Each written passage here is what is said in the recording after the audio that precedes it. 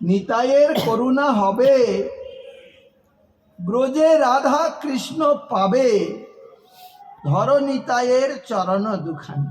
যদি নিতাই চরণ কেউ না ধরে, তার গৌর প্রাপ্তি হবে না, আর রাধা কৃষ্ণ প্রাপ্তিও হবে না। অতএব আজকে সেই নিতাই চাঁদের আবির্ভাব তিথি, তিনি আমাদের প্রতি অনুগ্রহ করুন, আমরা যেন তার চরণকে অবলম্বন করে বিপ্রলম্বময় গৌর স্বরূপের উপাসনা বিপ্রলম্ব ভাবে, আর সম্ভোগময় রাধাকৃষ্ণের উপাসনা মঞ্জরি ভাবে করে জীবনকে ধন্য করে কৃতকৃতার্থ হতে পারে।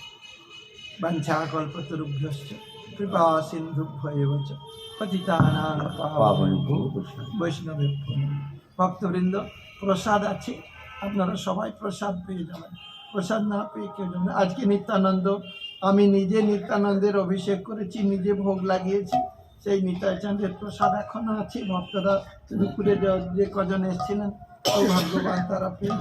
আরতির পরে জীবন কৃষ্ণ রায় আমাদের সীমন্তপুরে মাস্টারমশাইয়ের ছেলে, তিনি আমাদেরকে কীর্তন আস্বাদনী দিবেন।